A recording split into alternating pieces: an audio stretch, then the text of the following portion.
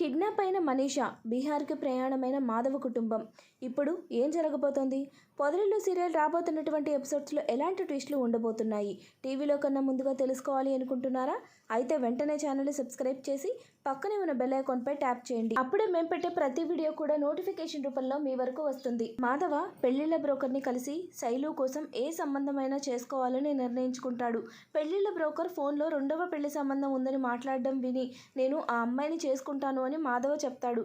పెళ్లిళ్ల broker కూడా నీకెందుకు ఇలాంటి పరిస్థితి, నీకు చాలా మంచి అమ్మాయి వస్తుంది అని ఎంత చెప్పినా మాధవ వినడు. ఆ రెండవ పెళ్లి అమ్మాయిని చేసుకోవడానికే ఒప్పుకుంటాడు. అయితే మరో పక్క బన్సీకి కాల్ వస్తుంది. బన్సీకి ఫోన్లో మనీషా ఏడుస్తూ బీహార్ నుంచి తన బావ వచ్చినట్టుగా తనని బలవంతంగా తీసుకువెళ్తున్నట్టుగా చెప్తుంది. అదంతా విన్న బన్సీ అయితే చాలా షాక్ అవుతాడు. వెంటనే మాధవ దగ్గరకు వెళ్ళి జరిగిన విషయం చెప్పి తన ఇంటికి బయలుదేరతాడు. వాళ్ళు వెళ్ళేసరికి బీహార్కి మనీషానైతే తీసుకొని ప్రయాణమైపోతారు తన బావ వాళ్ళ రౌడీలు. ఇక మనీషా అక్కడ లేకపోవడంతో బన్సీ అయితే చాలా బాధపడతాడు. మాధవకి దండం పెట్టి ఎలాగైనా సరే నా చెల్లిని మీరే కాపాడాలి అన్నా అని చెప్పి రిక్వెస్ట్ చేస్తాడు. ఇక మాధవ కూడా మనీషా చాలా మంచి అమ్మాయి, ఆ దుర్మార్గుడి చేతిలో పడితే తన జీవితం నాశనం అయిపోతుంది, ఎలాగైనా సరే తనని కాపాడాలి అని చెప్పి వెంటనే తన తమ్ముళ్ళకి ఫోన్ చేసి అందరం ఇప్పుడు బీహార్కి బయలుదేరుతున్నాం, రెడీ అవ్వండి అని చెప్పి ఇంటికి వెళ్ళి అందరూ కలిసి కారులో బీహార్కి బయలుదేరతారు. వాళ్లతో పాటు బన్సీ కూడా వస్తాడు. ఇక బీహార్కి వాళ్ళు వెళ్లే దారిలో మహాలక్ష్మి మాధవతో ఇలా అంటుంది, పెద్ది, మనీషా కోసం మనం అంత దూరం వెళ్తున్నాము.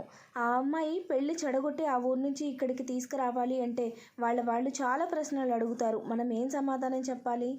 ఎంతైనా మనీషాకి అతను బావ అవుతాడు. వాళ్ళిద్దరూ ఇప్పుడు కాకపోతే ఎప్పటికైనా పెళ్లి చేసుకోవాల్సిందే. మనీషాకి ఇష్టం లేకపోయినా కూడా వాళ్ళ ఊరి ఆచారం కట్టుబాట్లు అన్నీ కూడా ఇందుకు ఒప్పుకోవు. మరి ఇప్పుడు మనం ఏ ధైర్యంతో తనని ఇక్కడికి తీసుకురావాలి? తను ఎప్పటికైనా పెళ్లి చేసుకోవాల్సిందే కదా. మరి ఎవరినిచ్చి పెళ్లి చేయాలి? తను ఎవరిని చేసుకుంటుంది? వాళ్ళకి మనం ఇవన్నీ కూడా సమాధానం చెప్పాల్సిందే కదా అని చెప్పి పెద్దిని మహాలక్ష్మి అడుగుతూ ఉండగా చక్రి అయితే ఎవరికో ఇచ్చి పెళ్లి చేసేదేంటి, మా అన్నయ్యే మనీషాని చేసుకుంటాడు, వాళ్ళిద్దరు చాలా మంచి జంట అవుతారు.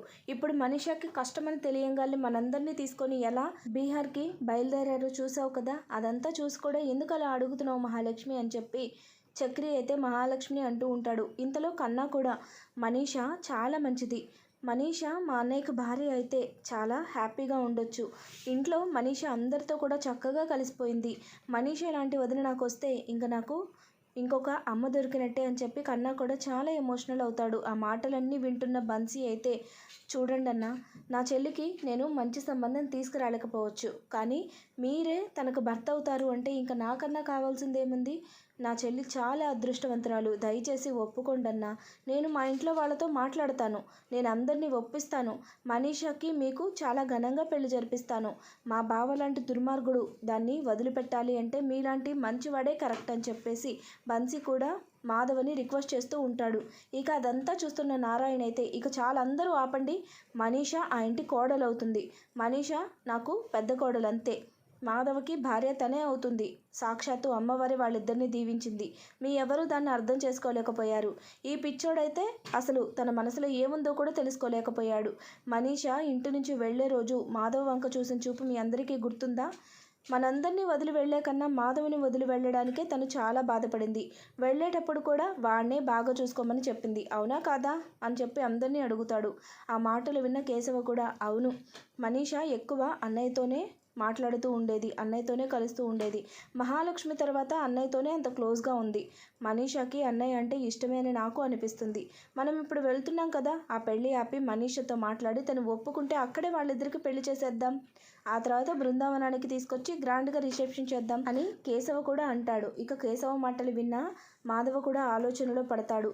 అవును, నేను పెళ్లి చేసుకోవాలి అనుకుంటున్నాను, అది మనీషానే ఎందుకు కాకూడదు, మనీషా చాలా మంచి అమ్మాయి, ఇప్పుడు వాళ్ళ బావ నుంచి పెళ్లి తప్పించుకోవాలి అంటే అంతకన్నా మంచి వ్యక్తి తనకు భర్త కావాలి, నేను మనీషాకి భర్తనవుతాను, మనీషాని నేను ఇష్టపడుతున్నాను అని చెప్పి మాధవ కూడా తన మనసులో మాటను బయటపెడతాడు.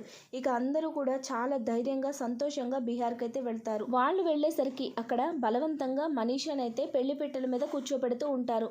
ఆ సీన్ చూసిన అందరికీ కూడా రక్తం మరిగిపోతుంది. వెంటనే అక్కడికి వెళ్ళి అక్కడ పీటల మీద ఉన్న పెళ్లి కొడుకుని తన్ని మనీషాని పెళ్లి పీటల నుంచి బయటకు తీసుకువస్తారు. ఇక మనీషాని బయటకు తీసుకొచ్చిన తర్వాత బన్సీ మనీషా దగ్గరకు వెళ్ళి, చూడు మనీషా, నీకు చాలా మంచి సంబంధం తీసుకొచ్చాను. ఎవరో తెలుసా? ఇదిగో ఈ మాధవాన్ని పెళ్లి కొడుకు. మరి నీకు ఇష్టమేనా?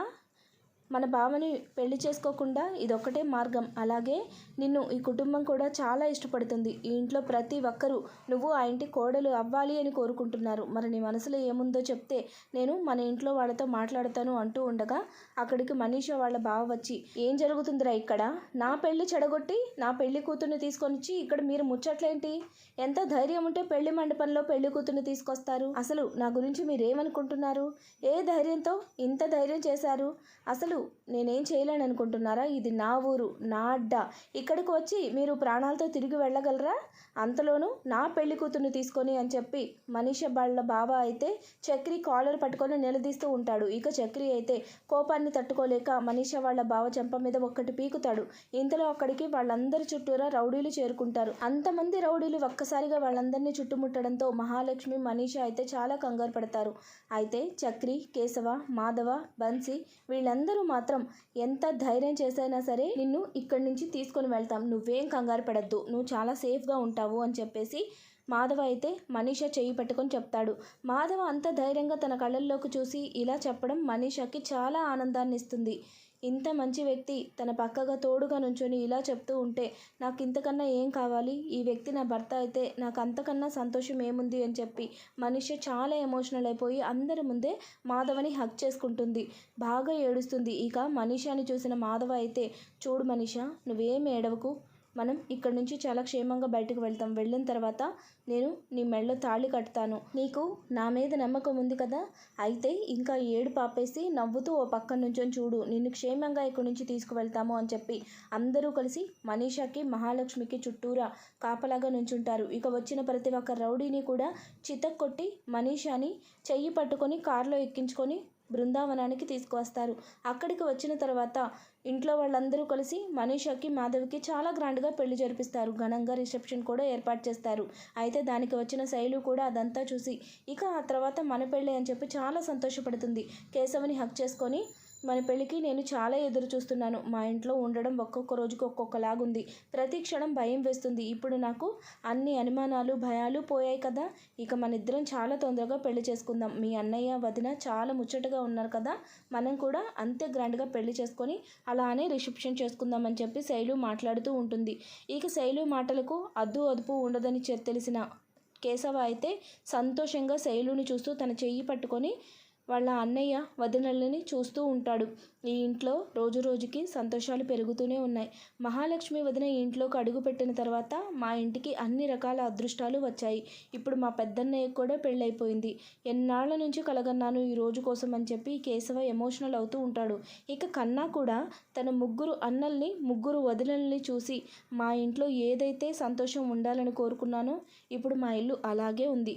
ఇక నా లైఫ్లో కూడా వచ్చే అమ్మాయి ఎలా ఉంటుందో అని చెప్పి బస్టాండ్లో తనకి సైట్ కొడుతున్న ఇద్దరు అమ్మాయిల్ని కూడా తలుచుకొని వాళ్ళిద్దరిలో ఎవరో ఒకళ్ళు ఖచ్చితంగా నన్ను ప్రేమిస్తున్నారు, నేను అదెవరో తెలుసుకొని నా ప్రేమని ముందుకు తీసుకువెళ్ళాలి అని చెప్పి సిగ్గుపడుతూ ఉంటాడు.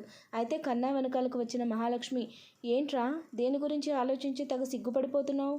నీ పెళ్లి గురించా? దానికి ఇంకా చాలా టైం ఉందిలే. ముందు నిన్నెవరు ప్రేమిస్తున్నారో, నీ గర్ల్ ఫ్రెండ్ ఎవరో అది కన్ఫర్మ్ చేసుకొని ఆ తర్వాత సంతోషపడు అని చెప్పి మహాలక్ష్మి కన్నాని వెటకారం చేస్తూ ఉంటుంది. ఈ విధంగా పొదరిల్లు సీరియల్ రాబోతున్నటువంటి ఎపిసోడ్స్లో అయితే ఖచ్చితంగా జరగబోతుందండి.